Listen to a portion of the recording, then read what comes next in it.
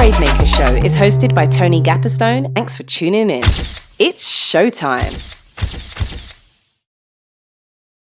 Hey, BraveMakers, welcome to the 203rd episode of the BraveMaker podcast. My name is Tony Gapperstone.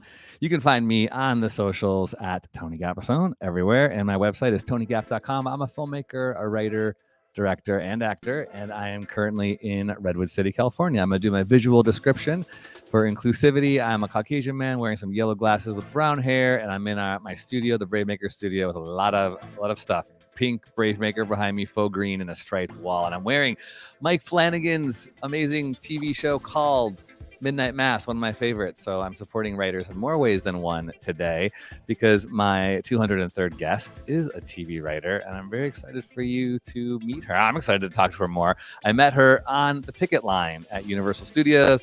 Her name is Shelleigh Dennis. Welcome, Shelleigh. How are you? I'm great. I'm in the air conditioning. I'm wonderful right now. It is hot out there for you Angelinos, I know. So let's get into it. Feel free to introduce yourself, where you are, your pronouns, anything you want to say, your visual description. It's all you for the next 30 seconds. Oh, cool. I don't think I've ever quite done that before. Oh, cool. Description. So here we go. Yeah, right on. You're like, you don't look like that. I'm Shelleigh Dennis. I'm in Los Angeles, California, Sherman Oaks to be exact. And I am wearing a maroon top that I just put on for this podcast interview because I was just wearing an old t-shirt before that.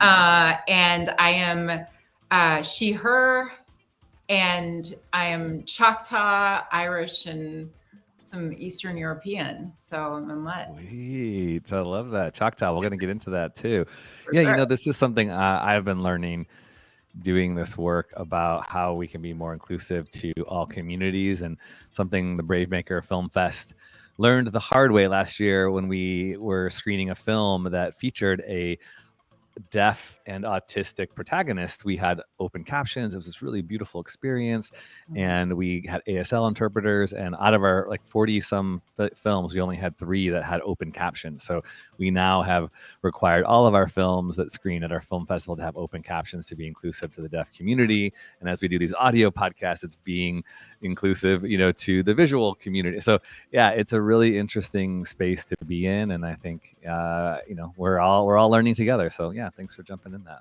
with me. Absolutely. Yeah, that's really cool that you did that. Yeah. Okay. So you've got a really cool background. You're currently a TV writer on strike for 106th day. What day is this? More than that. No, when's More 108? Something like that. Yeah. Okay. All right. Gosh, over 100, you all. Cool. We're going to talk more about that. But yeah, you started out doing improv and acting and modeling. So talk about from Oklahoma to LA, a little bit of the backstory, the journey, the origin story. God, it's I want to get there. I was all over the place, and I didn't quite know what I wanted to do except.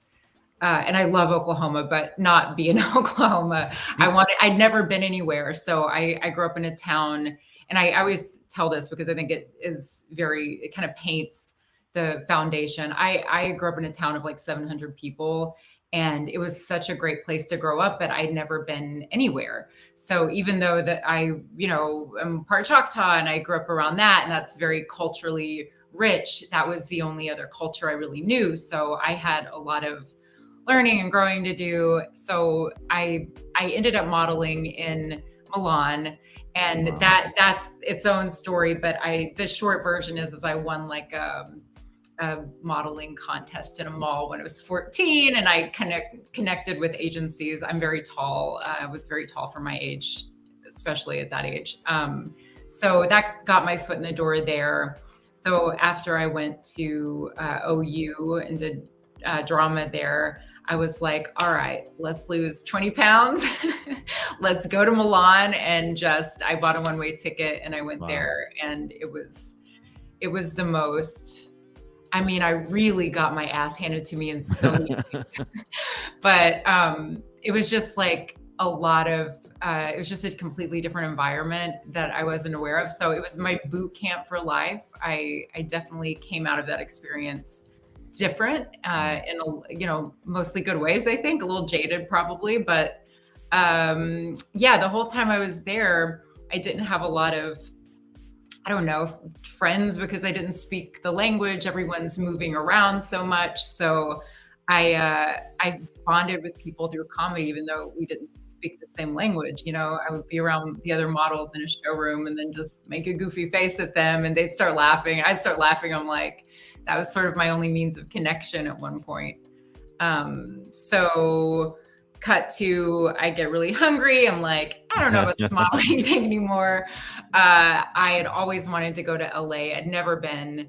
And I basically packed my car and went to Los Angeles. Ironically, I moved back home and started working at the Olive Garden to save money. So that sticks.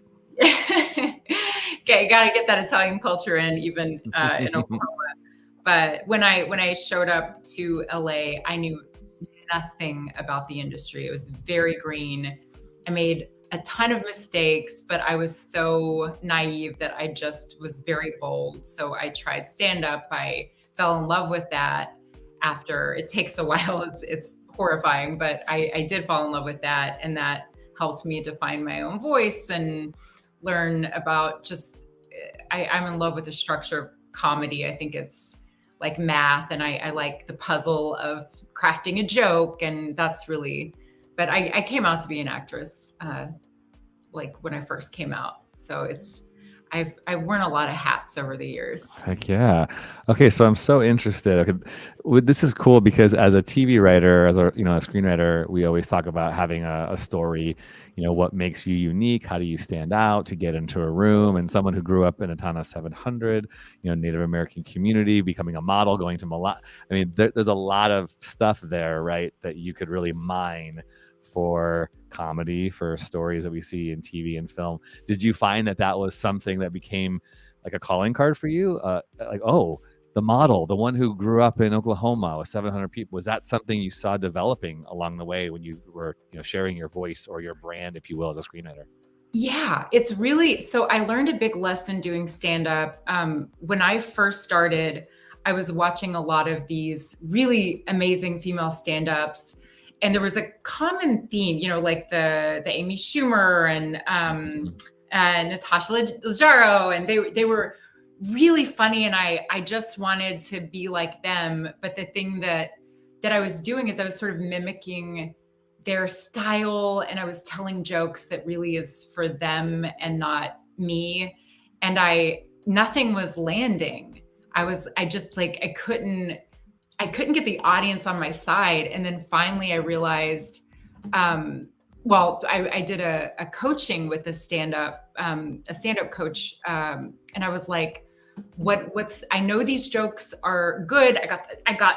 Here's my structure, why isn't it working? And she goes, are you slutty? Like, are you losing that? And I was like, she said, because that's what these jokes are. They're written for people who are, unapologetically like talking about these things. And I was like, no, I'm a prude. Like, I grew up Southern Baptist. And she said, well, why are the audience isn't with you because you're not telling the truth. And I thought comedy was about just trying to find something funny, but it's about finding the unique thing that's funny about you in stand-up. So I shifted gears and then started talking about being from a small town and being a model. And it's so interesting.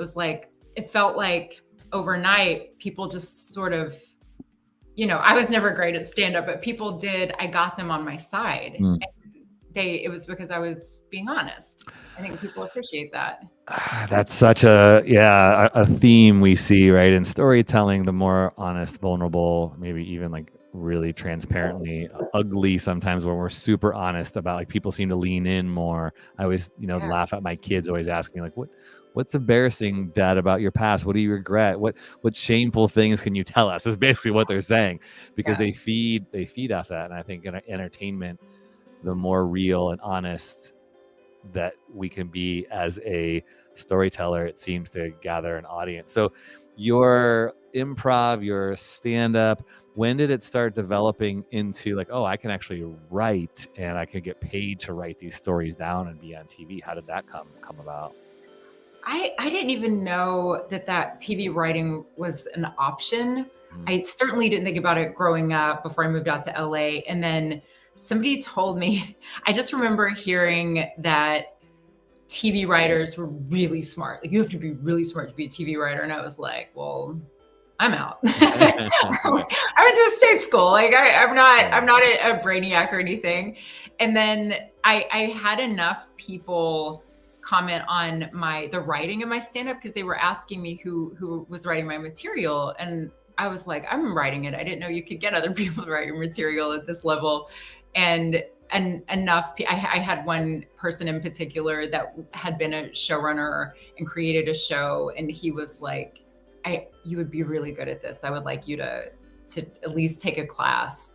And it was, I just never felt so strongly about something. I took one class at UCLA for half-hour comedy TV writing. And even just halfway through, I was like, this is it. This feels so good and so right. And I had, certainly enjoyed myself doing all the other things, but there was something about that kind of combined all those skills you pick up along the way, where I was like, all right, I'm putting my chips in on this one. So from the time you got to LA till now, it seems like this has been a decade-ish more? What's it been? 15 years. 15. Yeah. Okay. Because I think sometimes we hear these stories and we don't recognize all the ups and ebbs and flows and downs along the way. And you really had to kind of find yourself. You did some acting, you had all these other gigs before you got to here.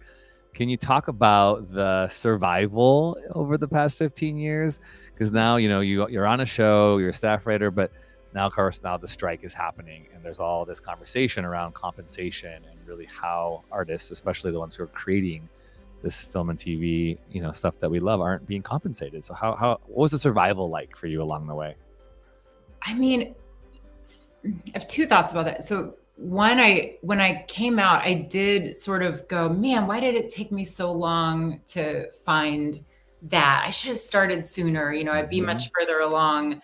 But of course, all of those odd jobs that I had, I've worked some weird odd jobs. Give us a few. Come on. Give us some of them. Lingerie basketball. What? Playing basketball in lingerie, getting paid for it? Oh my gosh. Barely getting paid for it. I had to sell your tickets. I worked for Bentley Motors and was kind of the car girl. Okay. I was a party princess. Oh, you did like parties. You dressed up as all I the was Snow White. Yes, that's great.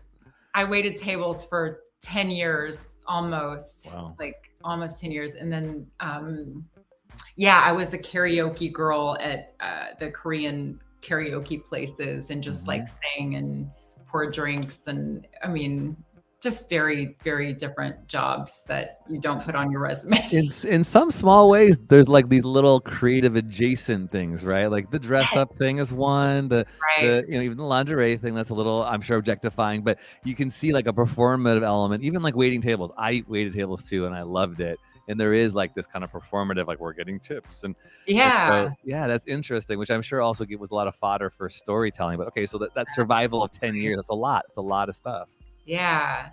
And then the other piece of that is just understanding how to be, when I came out, and maybe this was because I got the kinks out and I partied, of course, in Europe, because that's what you do when you're 20. But I think what by the time I showed up to LA, it was game on. I was on a mission. I didn't know in what area I was going to find out, but I was very much, I took it very seriously. So I think once you flip that switch, it's a lot, I don't want to say easier, but it's easier to make decisions about what am I going to do with my money? Am I going to go party and go to the bar every night and just waste money that way? Or am I going to spend it on a class or a consult or whatever? So because I just knew the nature of the beast, because modeling is very similar, you're always looking for your next gig. I'm a very good saver, very good. So I think you have to be in this. Oh, how'd you find that? Oh my God. Oh, this is, if you're listening, you're missing out on SHELLEYDENNIS.com with a bunch of YouTube reels of her acting and her modeling. A lot of fun stuff on this page. Check it out, SHELLEYDENNIS.com. That's hilarious. I love that you found that. So I want to, okay. I mean, the amount of history that you have in the industry, and you look at, your credits, like you just got on a recognized television show on ABC that has now been on strike for 100 and plus some days, which is really frustrating. That's something like to be proud of. Like you've worked your butt off to get here. Okay. And by the way, thank you. We ended up talking on the line at Universal, and it was just so cool. You're a captain, which we'll get to talking a little bit about that.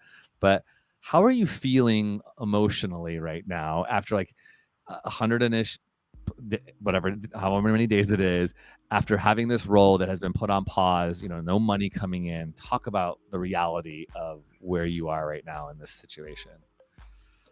It's definitely, I really appreciate that question, because so many people are asking about like the intricacies of the strike, which I'm happy to talk about, as far as I know. But yeah, I feel like that's a question, and probably because you were out there and because I was just talking to, my fellow captain about it. It's like, no, how are you? Like, how are you guys? Good to check in. And for myself, it varies. Some days it's like, you just kind of feel like, yeah, it's going to go on forever. And then other days you feel more optimistic. I think I will say overall, and I'm an optimistic person, but I've been out here long enough to where I'm not naive. I think in this area anymore, that the solidarity is unlike anything I've ever experienced. Yeah. Awesome. It's been amazing. And what's really cool is people that I admire, our showrunner on the Connors, Bruce Helford, I'm seeing Mike Royce, all these people, our leadership in the Guild, these people who are very successful, who have grown up like watching their work, they're out there on the picket lines and they're fighting. And the leadership has been amazing. It's inspiring. And I've been in the Guild only 2 years, and now I feel like I'm a part of something. So yes, God, can we please get this resolved? I love that as soon as possible. But I found a lot of value in just feeling connected and a part of this community that there's a lot of positives to it.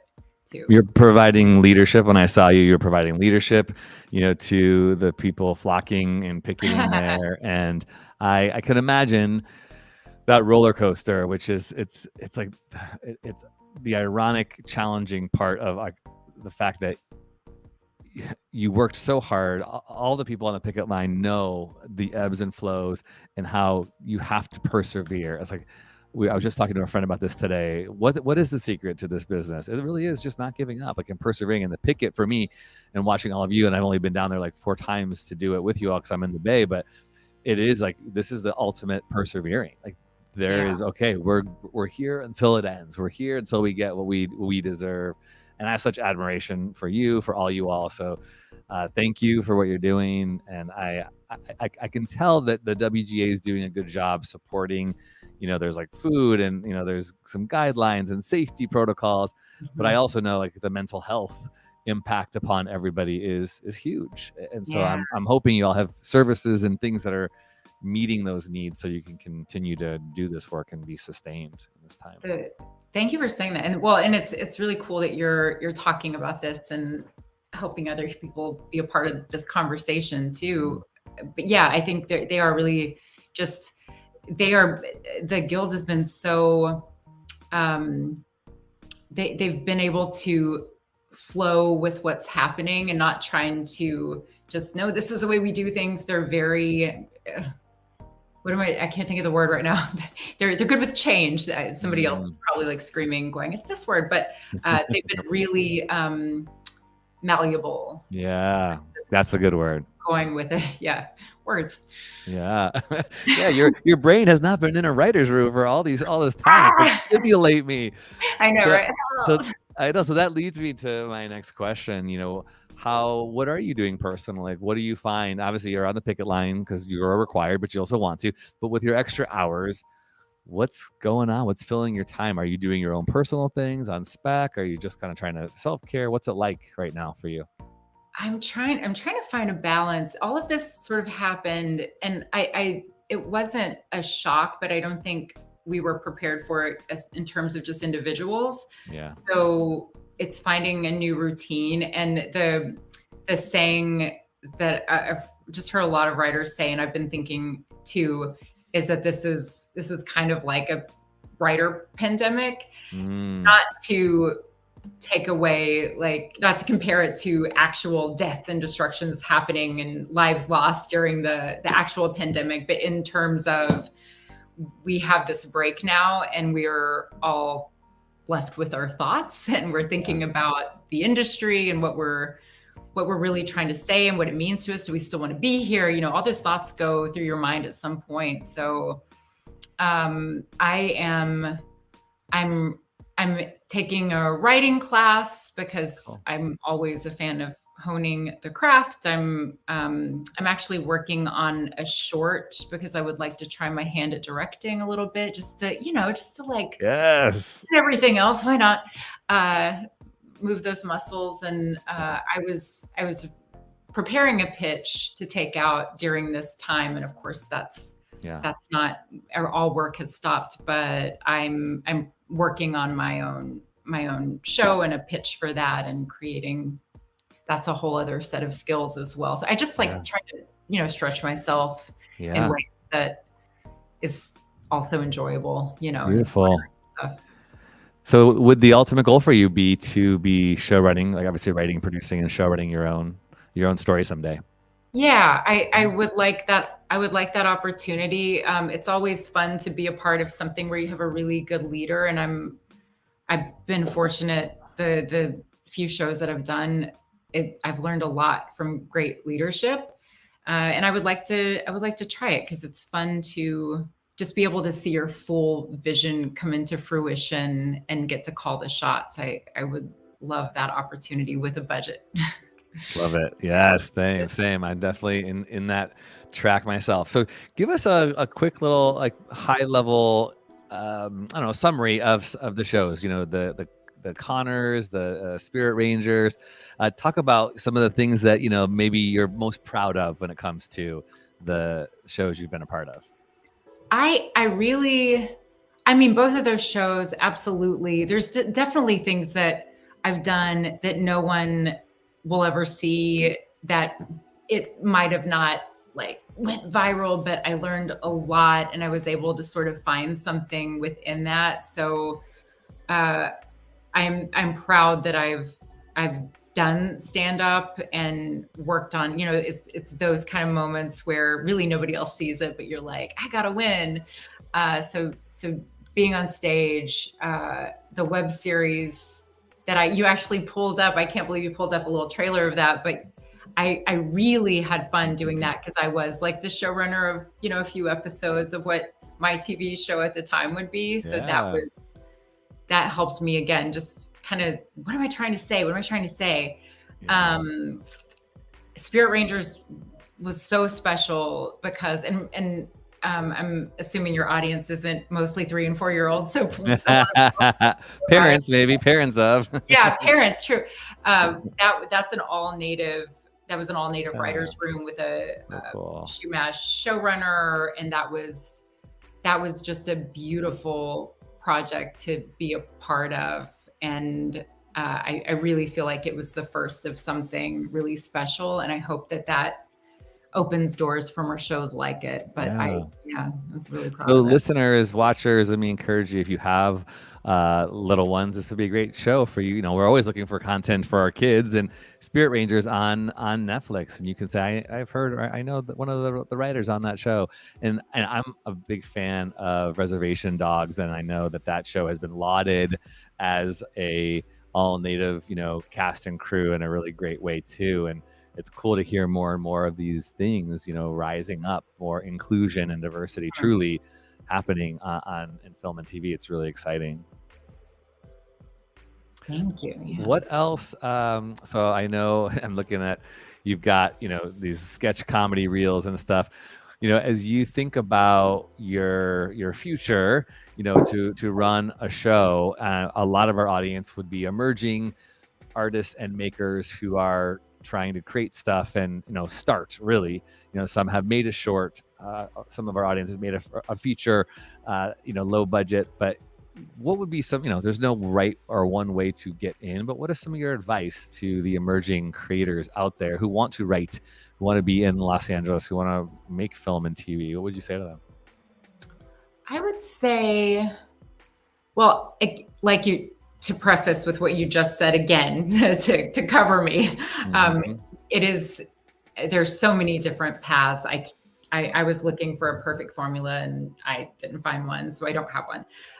But what worked for me was I tried a lot of everything, and I really gave it my all when I was doing it. Like I was really, really trying to be like a stand-up. And then I was like, no, I want to be an improviser. So I was all over the place. That had a lot of value, and I can see that now. But what really moved the needle for me is when I picked a lane. Because at one time I almost had a little nervous breakdown because I was doing commercial auditions, improv class, an acting class. I was doing stand-up, and I was trying to start a copywriting business as my day job, so I didn't have to wait tables anymore. I was overwhelmed. And it took some time, but I just felt like a Jane of all trades. And I was like, nothing is gonna just magically happen. I have to pick a lane. So I actually worked with a life coach, and I couldn't afford her, but I said, all the money I have right now, which is nothing. But if you can just help me narrow it down. And I did a lot of work around that. And then finally found, oh yeah, that's on my website. That's right. Yeah, that was for my copywriting website. I was like, how? Yeah. So once I picked a lane, then I was able to really dig deeper, and that's when I got a lot better more quickly. So episode 203, I'm with Shelley Dennis. You can find Shelley at shelleydennis.com. That's with an EY, and on all the socials at Shelley Dennis.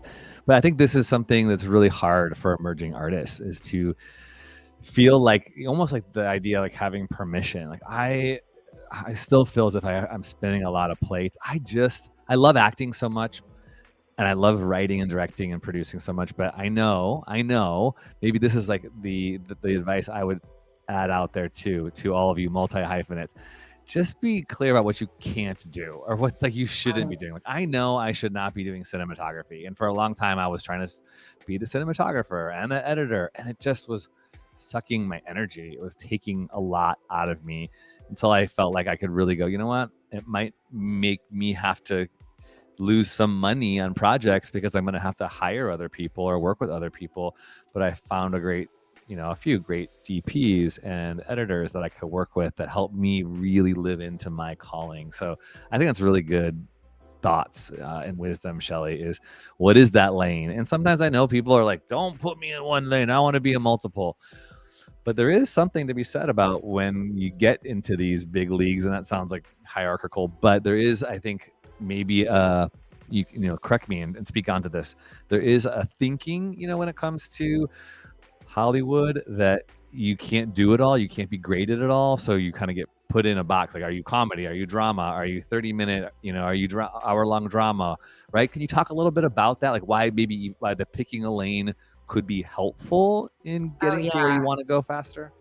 Yeah, and to be clear, it's seasons, right? So I do think I've been able to succeed more as a writer because of these other experiences that I've had. And again, I'm about to try my hand at directing and producing, and Yeah. so it's seasons. But yeah, I when I was doing there at one time, I was really focused on both writing and acting, and I kind of narrowed it down to those two things. And I swear I would go to a party and someone would be like, "Oh, hey, what do you do?" I'd be like, "I'm an actress." He'd be like, "Great, I'm a showrunner for some big show." And I'm like, "Oh, I should have said writer, I should, because I think I'm a writer." And then vice versa. Interesting. I would practice introducing myself at parties with a friend because we were both multi-hyphenates. We're like, how do we even, when people, because that's such a common question. What do you do? Ugh, you don't want to like confuse them in the first point of contact. So yeah. I think just being really clear about what the end game is, and are all of these things serving you better now or later, or again, looking at it as a bigger picture in the seasons of your life, which is the most important thing to do now, not I want to do all these things, so I'm just going to bounce around. Unless that's your goal, that some people are really fulfilled doing that, and that's another story. That's good thought. I wonder if you can talk about the relational aspect, right? We know that's a huge part of the industry, is getting to make relationships, getting to know people, and sharing what you want to do, or what how has that worked out in your line of work, from the improv to the stand-up to the writing now? What was the relational connection or build-up like for you? I was very aware when I got out here. Again, coming from a small town, you know everyone, whether you want to or not. They're all your cousins. It's as cliche as the Andy Griffith. You know everyone. And then when I got to Los Angeles, it made me really feel. It was like a unease when I would walk into a restaurant and I would look all around the room and I didn't know one single person. And for whatever reason, I just, not that I need to be known. I just wanted to feel like I was in my hometown. And this is a really big city, but I realized the more you're around and just showing up, any community stuff you can do. I never felt really part of a community until I started doing sketch. That was the first team of something I was on. And then I sort of felt different about the city. I had a group of friends and a place to go, and that was really fun. But the other thing, I think it's really tempting to come here and think that you have to start networking with showrunners and high-level producers, or you need to go to these fancy bars and restaurants and just sit around and try to network with the people at the very top. The people that I've come up with a lot of them have really made it in this city, and it's been fun to watch. We have an authentic connection because we were, in the grind together. So I just think sticking it out and going through this journey with other people will get you those connections instead of just trying to, meet a bunch of people at once. That's great. That reminder too, sometimes when we're thirsty or desperate, often we feel like we're trying to get someone, and that feels kind of dirty and they feel a little bit used. But if we're just content, and that's hard to be content, I'm trying to do that and be present. Yeah. And we go, who's around me? Who are the friends that I'm creating with, that I love making stuff with? And know, again, that perseverance, that we're going to be in it for the long haul. And maybe 5-10 years from now, we'll all be moving forward some way together, and we could help each other. That's a great way to look at it. That's a long long game too, to think through that, because sometimes that hustle mentality feels like I just got to get to LA and I got to run into Shonda Rhimes at Earth Cafe or whatever, you know. It's true. It's all of this stuff is really marathon, not a race, and we don't want to believe that. And we do hear, you know, it's hard too, because you see in the news or you in the trades about overnight successes, and it's like, oh my God, why it hasn't happened for me yet? I've been here 6 months, you know. Just gotta set up camp and be like, this is my life. I'm going to live here, not just come here to be famous real quick. Awesome. I love it. Well, I'm very happy to have met you on the line at Universal, and I'm very excited to continue to watch your career. And if I remember correctly, did we not realize you were on another podcast? Were you on Pilar Alessandra's podcast? That was our mutual connection. That's right. I forget we were talking about that. And I was like, oh my gosh, I remember you being interviewed. So how kind of fun full circle that now you're on the BraveMaker podcast. This is really, really cool. Yeah. Anything else you want to say, like before we get into our Brave faves, anything else that's kind of like, on your heart or feeling necessary for emerging writers to hear, or just in general, like something that's been, important to you that has been a learning experience that has lingered with you in this business? I think one thing I was thinking of as we were talking about the whole marathon, not a race thing, is I think that also applies to the craft, because the one thing that stand-up, and I'm not a stand-up now, I don't do that, but the one thing it taught me to do was eat shit and be bad before you can be good. And that is a quality that I think will be very valuable. Not to say everything's going to be terrible or you have to, be a glutton for punishment, but the being okay with something not being perfect and just building upon your craft one day at a time, one script at a time. I think craft is really the most important thing. And, we might, if people are watching and they're not in LA and they're like, oh, I don't know anybody important, or I have no connections. So many of us don't. We come out here, and I think if you can just really focus on the products that you have and making it the best that you can, it will get recognition at some point. I believe that. That's really awesome. Yeah. Thank you for that. Recognizing the process. Don't be afraid to make stuff that's bad, and eat shit sometimes. It's okay. And if you haven't, then maybe you should. Maybe you should do something that gets you that taste in your mouth. Well, cool. Thank you, Shelley, for being on the BraveMaker show. We're not done yet. So this is the part where we share our favorite thing of the week. Brave faves. TV shows, films, books, songs, technology, clothing, podcast, food, and more. These are a few of our favorite people, places, and things. Brave faves.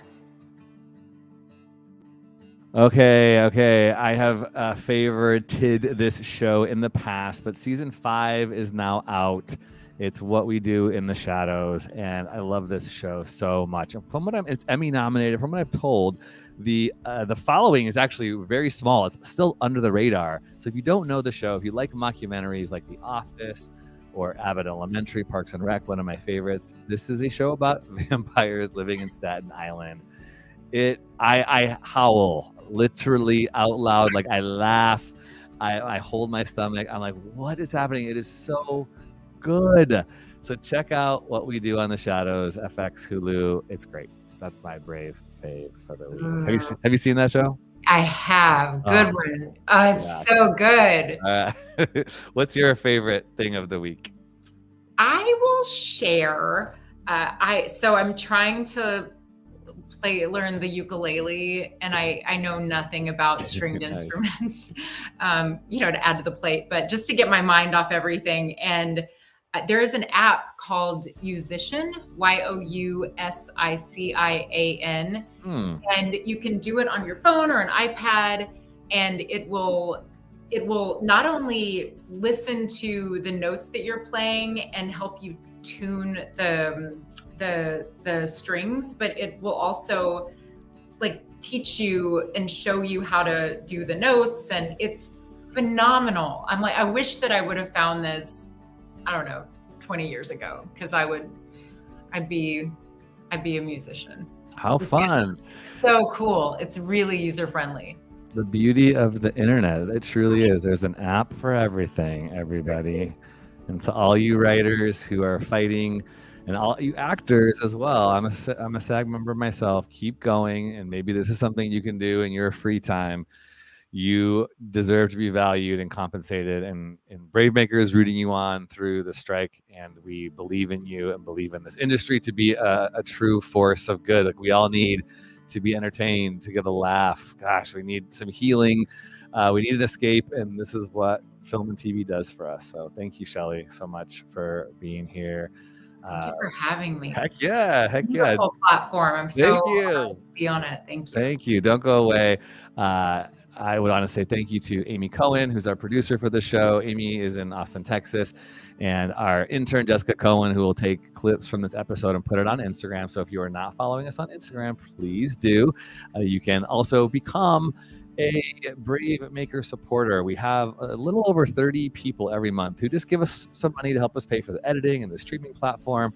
And it's a really great way to support independent artists. We believe that we're doing this work to expose people who are underrepresented, to give you more insight into how to become a creative person by hearing the real stories from people who are doing it from all over the country, LA to New York. So if you can do that, you can just text the word BraveMaker to 44321 or go to bravemaker.com/donate. And thank you to Barnell Amos, who will turn this episode into our audio podcast, and Carrie Alley, who is our social media producer. So if you're watching this on YouTube, become a subscriber, share this with a friend. Maybe Shelley's story will inspire somebody else, and keep rooting for the writers and the actors. And if you can become a donor to all the entertainment funds that are helping support those people to make ends meet along the way, check that out and find a way to do that, because they need you. And artists are making the things that we love, the things that we binge. So let's support them. Okay. We know we just got through it in the pandemic, and here they are in another pandemic in a way that's going to eventually affect all of the things that we have access to on our iPads and laptops when we want to watch stuff on TV. So that's it. That's episode 203. And real quick, can you just say where everybody can find you, Shelley, one more time? Oh, probably let's do Instagram. It's just at Shelley Dennis, and my name is Shelley with an EY. Awesome. Well, we'll keep following after you, Shelley, and we're holding tight, fingers crossed, for this end to come quickly so you can go back to work, so we can see your stories come to life. And when you get your show, or before, come back and share a little bit about that. Yeah, awesome. Okay, cool. Well, thank you so much, Shelley. Don't go away, because I want to get a photo with you. But everybody else, stay tuned. We'll see you next week, same time, 3 p.m. Pacific time on YouTube, Twitter, and Facebook. All right, everybody. Brave stories change the world. You are the story. Follow Shelley Dennis. Okay, bye.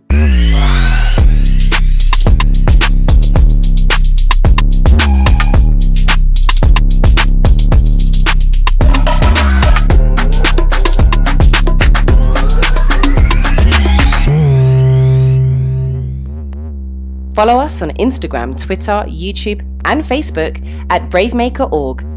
Like, subscribe, and share. To become a monthly donor, text the word BraveMaker to 44321 or go to bravemaker.com/donate. Thanks for tuning in.